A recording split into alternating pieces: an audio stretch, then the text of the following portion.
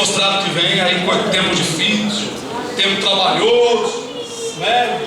Momento em que a igreja terá grande dificuldade de pregar o Evangelho, aleluia. Por isso, irmãos, que eu tenho desejado que Deus leve os irmãos para baixo e para cima, para os irmãos anunciarem a palavra.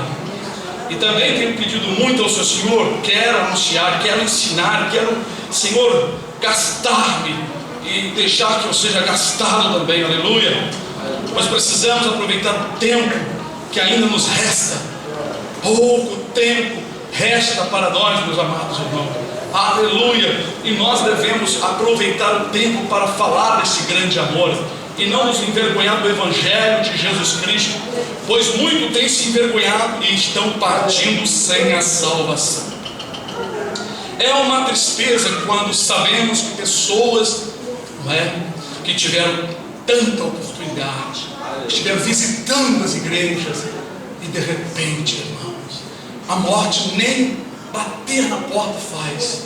A pessoa não se dá conta que falta poucos segundos para fechar os seus olhos e render o espírito, e então ele sai do corpo e vai para a sua eterna habitação.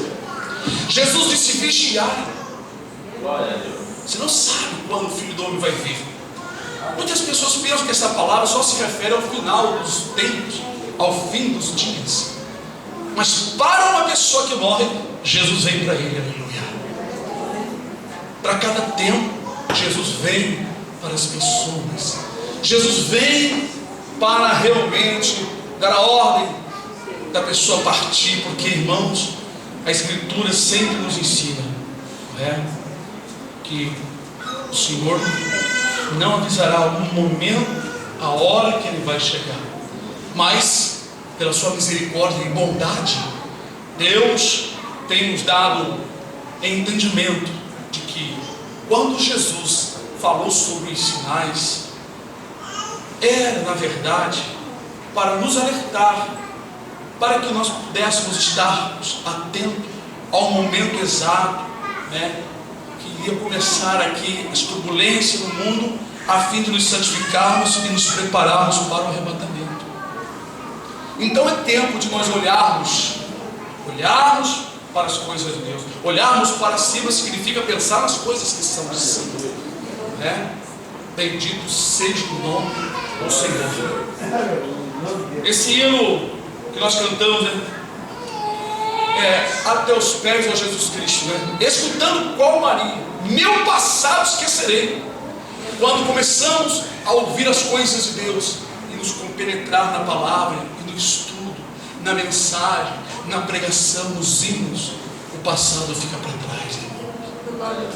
Mas se você vir para o culto pensando no problema, tu nunca vai conseguir se desligar da matéria. E quanto mais tu buscar as coisas desta vida, mais elas te serão tiradas. Porque Jesus disse que quem quiser ganhar, buscar esta vida, vai perder. Perde muita coisa, perde tudo que é de bom. Mas quem por amor a Ele, né, perder esta vida, achá-la certamente uma vida melhor. Pois a Bíblia diz lá em Hebreus 11 que Abraão, os patriarcas, buscavam uma pátria. Eles foram de encontro a uma terra que o Senhor disse para ele: vai, sai da tua parentela, vai para uma terra que eu vou te mostrar. A Escritura diz que eles não alcançaram, mas vendo de longe, abraçaram e confessaram que eram peregrino e estrangeiro na terra. Então eles entenderam que Deus preparou algo melhor do que na terra material. Conseguiram viver aqui, mas com seus corações voltados para cima, pensando nas coisas que são de cima. Isso está no livro de Hebreus 11. Isso é muito maravilhoso para nós. É um ensino de que para sermos filhos de Abraão, temos que ser como Abraão, viver nesta vida, mas buscando a pátria que está lá em cima. Quando eu prego para as pessoas particularmente, o meu desejo não é somente que ela seja abençoada aqui na terra, ou que Deus lhe dê uma cura. Eu falo do Evangelho almejando que elas possam encontrar aquele lugar um dia juntamente conosco e com aqueles que perseverarem até o fim. Pois a glória que está reservada, irmãos, vai ser uma consolação tão grande, um lugar de tanta delícia, de tantos prazeres, um lugar de tanta glória, de tantas maravilhas, um lugar onde ninguém vai saber o que é cansaço, dor, um lugar onde ninguém fica com desejo de sentar porque está doendo as pernas. Aleluia. Louvado seja o nome do Senhor. Um lugar onde as pessoas não estarão preocupadas com o que vão comer daqui a pouco. Não há esse tipo de coisa, de pensamentos que dominam, que tomam o lugar de Deus. É aqueles pensamentos que penetram no coração, penetram na mente humana e tiram o lugar do Senhor. Tira a mente de Cristo. Pois Paulo diz que nós temos a mente de Cristo, mas quando a mente da terra, a mente do inimigo começa a conversar conosco, então Cristo fica de lado e nós mesmos sentimos a perturbação, o incômodo. Tudo começa a fazer mal. O calor faz mal, o sal faz mal, o café faz mal, o arroz faz mal, tudo faz mal. Mas quando tua mente está em Cristo, tua mente está tranquila pensando nas coisas do Senhor, aleluia, tu vai comer tudo pela fé, vai viver pela fé, vai fazer as coisas pela fé e tudo vai dar certo. Bendito seja o nome do Senhor. Pensa nisso. Aleluia. Não deixa Satanás dominar esse pensamento. Põe a mente firme no Senhor. Tudo que é seu, tudo que é teu, que você tem que receber nesta vida, virá de tempo em tempo.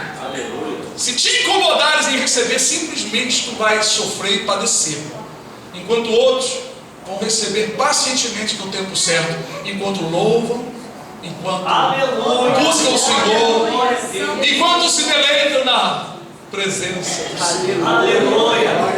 Pois o Espírito Santo usou os lábios de Davi e disse: deleita-te também no Senhor, e Ele te concederá o que deseja o coração. Mas às vezes nós cremos nesta palavra, mas não conseguimos nos deleitar no Senhor. Às vezes ficamos tristes, pensando em tristeza, por causa disso, por causa daquilo. Ai de mim, coitadinho de mim, estou com pena de mim, estou precisando de tantas coisas.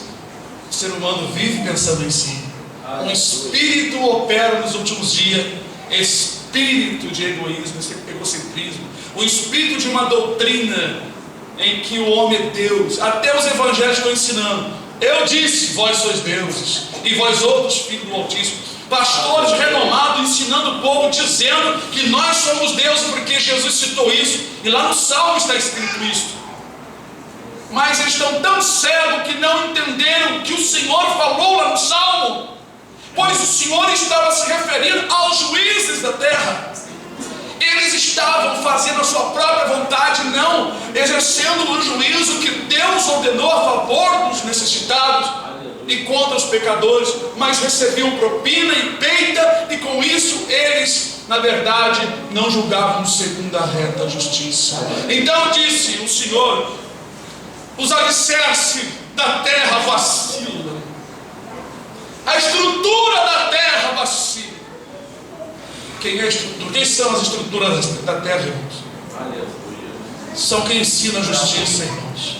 Vocês não sabiam isso não, irmãos? Paulo falou que os apóstolos eram considerados como coluna. Amados irmãos, porque nós colocamos o fundamento. Essa é a nossa responsabilidade. Somos chamados então de fundamentos também. Não que nós somos o fundamento e que algo está construído sobre nós, é porque nós colocamos o fundamento, e o fundamento não é outro senão o Senhor Jesus. Então, quando o Salmo diz que os alicerces, o fundamento da terra vacilam, estava se referindo à palavra, e ainda se refere, porque ainda está acontecendo isso no meio das pessoas.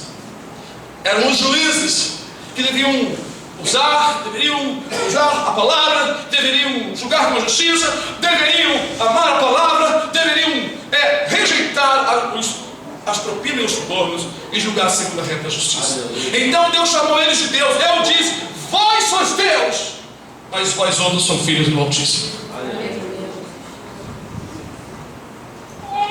vós outros sois filhos do Altíssimo. Então o Senhor na profecia fez uma divisão, chamando de deuses os juízes que julgavam segundo o que eles achavam que estava certo, não praticando a justiça divina. Mas os outros que eram obedientes, ou pessoas mais humildes e simples, o Senhor disse: vós outros sois filhos do Altíssimo. Os filhos de Deus aprendem a se humilhar e a obedecer a palavra do Senhor. Porém aqueles que julgam saber muito e não andam segundo as Escrituras tornaram-se Deus. O indivíduo torna-se um Deus. Ele se coloca no lugar de Deus.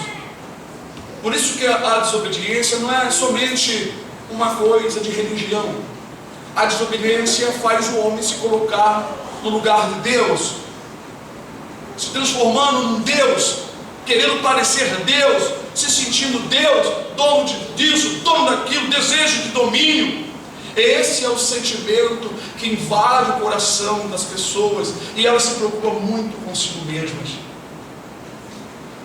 O amor de Deus e o sentimento de Jesus é nós deixarmos de pensar em nós mesmos e amar a obra de Deus, amar as pessoas, procurar o que é útil para aquela pessoa, procurar saber de Deus o que é útil. Não estou falando somente de coisas materiais, eu estou falando principalmente das coisas divinas, porque as coisas materiais elas passam. Você pode encher a barriga de uma pessoa e ela não quiser nada com o Senhor, se você simplesmente não fez praticamente nada. Mas quando tu fala da palavra, tu está ensinando o caminho da verdade, para que a pessoa se alimente, seja edificada, exortada, preparada, santificada para entrar na vida eterna. É um trabalho glorioso, é o maior trabalho deste mundo, é preparar uma alma para entrar no reino do céu. Ser pastor, ser evangelista, ser doutor das coisas de Deus, ser profeta, ter dom de revelação, de visão, orar muito sobre os montes, sentir muito a presença do Senhor, mostrar que é o expert em rodopiar dentro da igreja, isso para Deus não está falando nada. A maior obra que Jesus pediu que os discípulos rogassem ao Pai é a obra da colheita, preparar alguém para entrar na vida eterna. Porque uma alma que é salva, liberta do caminho do inferno, aleluia, é um grande tesouro que entra no céu. Como diz o livro de Judas, aquele que fizer converter do seu mau caminho, dos seus pecados, uma alma, estará ajudando a pagar uma multidão de pecados cometidos. Aleluia. Imagine que obra gloriosa, salvar uma pessoa, estar com Cristo para resgatar alguém que está indo para o inferno pensando que está agradando a Deus. Quantos crentes estão indo para o inferno? Eu ouvi mais um testemunho, como Deus está levando pessoas para o inferno, levando ao inferno para depois trazê-las, através de morte, através de um colapso, ou através de um arrebatamento. E esse varão era um peruano, Ele falou chorando, viu o seu irmão no inferno, viu tantos artistas, crentes, pastores, viu tanta gente. Ele chorava porque as pessoas choravam, e as pessoas diziam: ai, eu estou queimando, eu tenho sede. Lá não tem água, não tem amigo, lá não tem café, lá não tem posição na sociedade, lá não tem emprego, ninguém ganhando mais nem menos, lá só tem sofrimento. Então uma alma que é desviada de ir para lá é um grande trabalho, aleluia, é uma grande obra, aleluia. E uma das nossas preocupações é que os irmãos fiquem firmes e não se deixe levar pelo prato do diabo, porque o diabo te oferece o melhor da terra para te seduzir, para te enganar, para fazer você sentir que você está muito bem na carne materialmente, a fim de te neutralizar, te dopar, a fim de que você não sinta nada, aleluia, te anestesiando com suas artimanhas, seus ardis. Irmãos, precisamos acordar. Evangelho é renúncia, evangelho é chorar aos pés do Senhor Jesus Cristo. Evangelho, aleluia, é obediência ao amor a Cristo, sabendo que quando você obedece, você sela a sua comunhão, você sela a sua aliança. aliança com o Senhor Jesus Cristo, porque você o aceita, você crê nele, você o honra quando ele diz faz isso, e você faz. Honrado foi aquele homem que veio pedir pelo seu servo, aquele centurião. Jesus ficou maravilhado pela sua obediência e pela obediência do seu servo, porque também os seus servos gostavam muito dele, ele amava os seus servos. Ele disse: Senhor, eu não sou digno que entre em minha casa, mas diga uma palavra. Aquele homem disse para o Senhor: Senhor, pode dizer que eu vou obedecer, eu vou fazer, diga só uma palavra. Aleluia. Uma palavra, Senhor. O Senhor deu um mandamento para Eva, ou seja, para Adão, e Eva e o seu marido transgrediram o único mandamento: não comerás do fruto daquela árvore. Aquele então centurião disse isso para o Senhor ficou maravilhado. Vai para o céu, já está céu. Porque ele disse: Senhor, eu também tenho servos a meu serviço. Eu digo a um vai, ele vai. Eu digo vem, ele vem. Eu digo a esse que faz isso, ele faz isso. Aleluia. E o Senhor diz para você: faz isso, e você resmunga, você duvida, quer uma prova, quer que Deus mostre em sonho, quer que Deus revela, quer que Deus traz um profeta de longe. Como que você pode ser filho de Abraão? O Senhor falou pela primeira vez aos ouvidos de Abraão: saia da tua parentela e vai para uma terra que eu vou te mostrar. A Bíblia diz que aquele homem íntegro, com 75 anos de idade, ouviu aquela voz e obedeceu.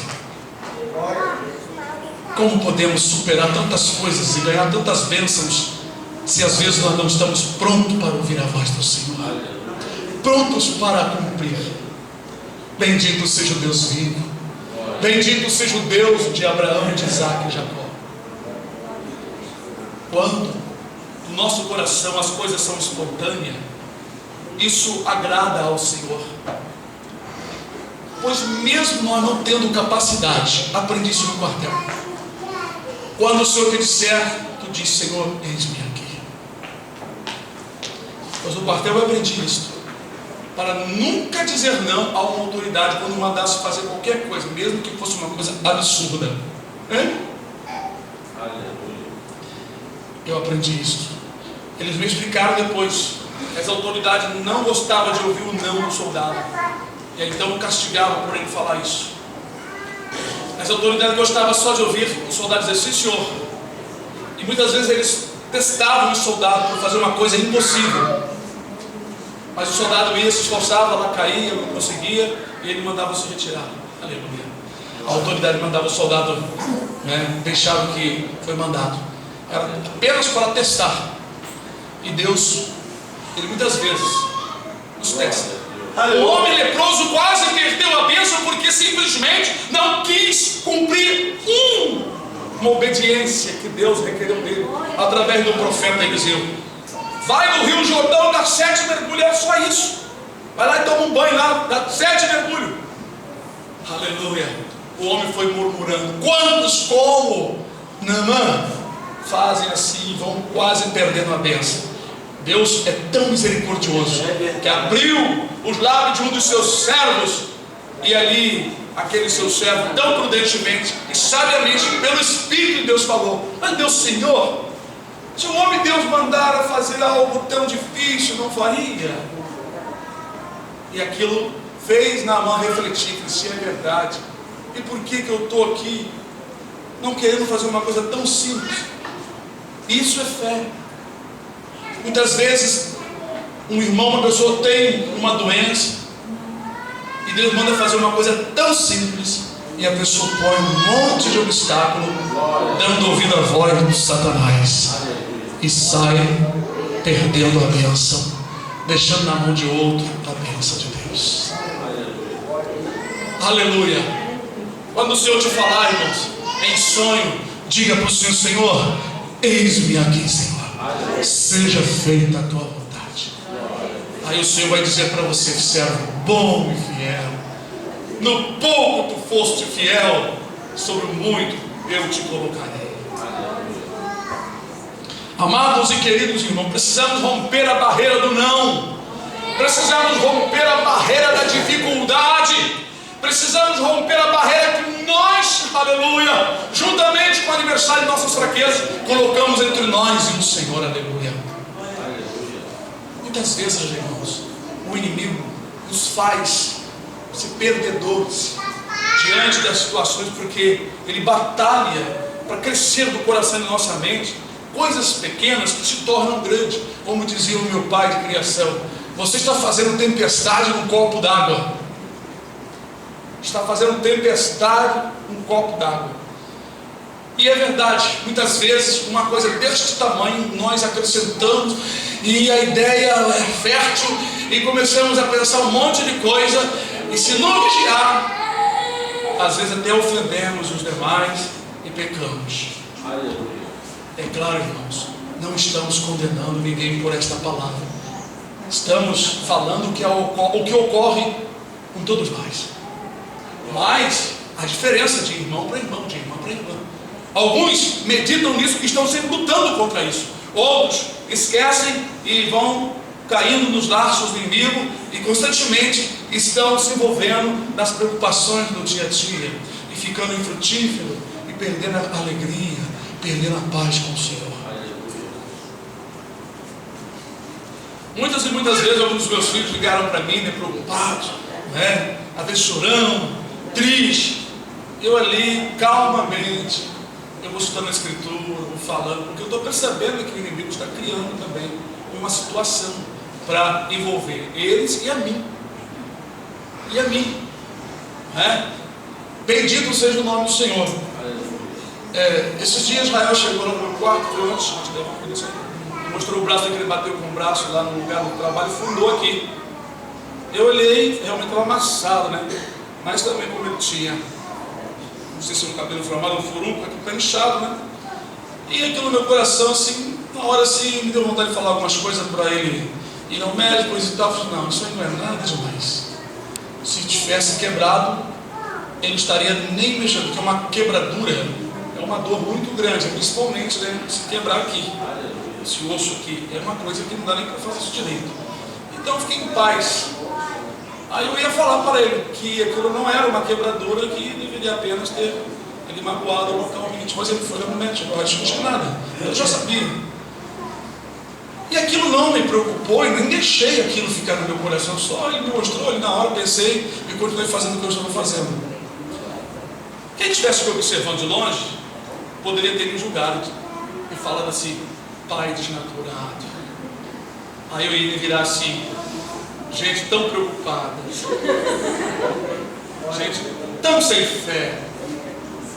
Se você mostrar para o seu filho a sua preocupação, o seu filho que está doendo, ele desaba no chão, desaba. Isso, irmãos, até os médicos, psicólogos sabem disso. Precisa de falar de psicologia. Basta nós termos fé e viver uma vida de confiança.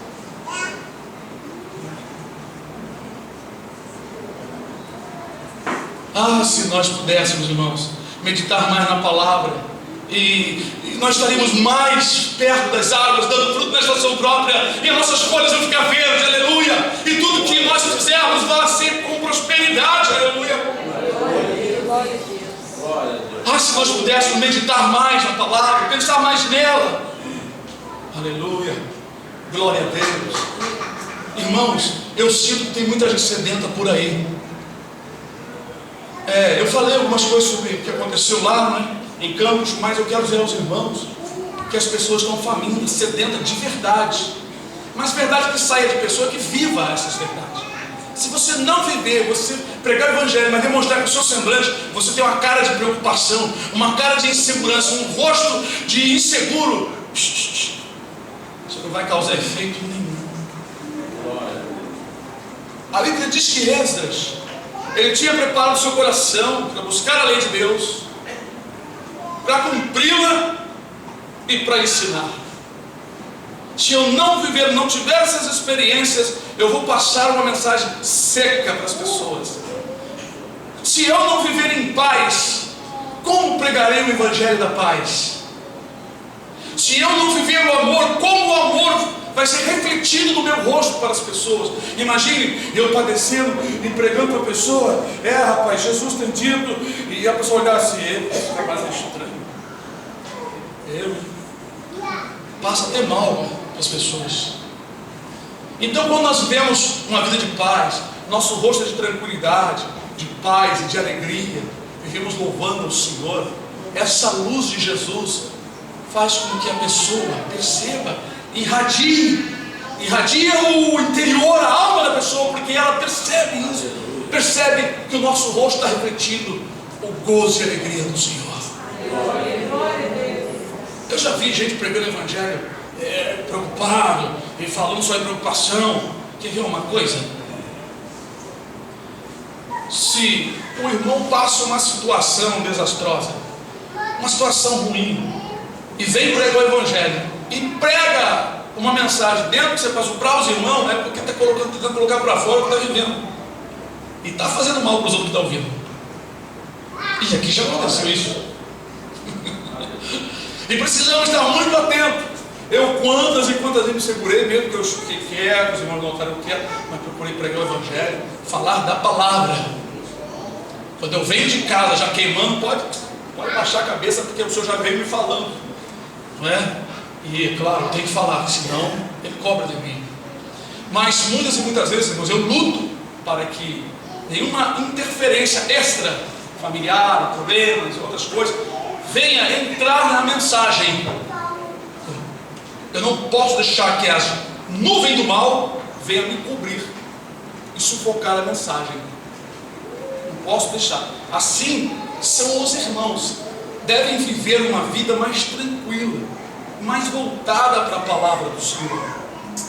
Porque se nós nos envolvermos com negócios desta vida, começar a dividir muito a nossa vida com esta vida terrena, toda a glória, toda a riqueza que você alcançou do Senhor, sim, as riquezas espirituais, às vezes até as materiais, mas estou falando da paz, da fé, da longanimidade, da temperança, o equilíbrio que você recebeu depois que você abraçou Jesus. Ele te abraçou, você passou a ser mais tranquilo, equilibrado. Mas se não vigiarmos e estarmos dividindo o nosso tempo com muitas coisas materiais, nós vamos perdendo esta graça, perdendo essa condição, vamos nos gelando, as coisas de Deus já não têm mais sentido para nós. É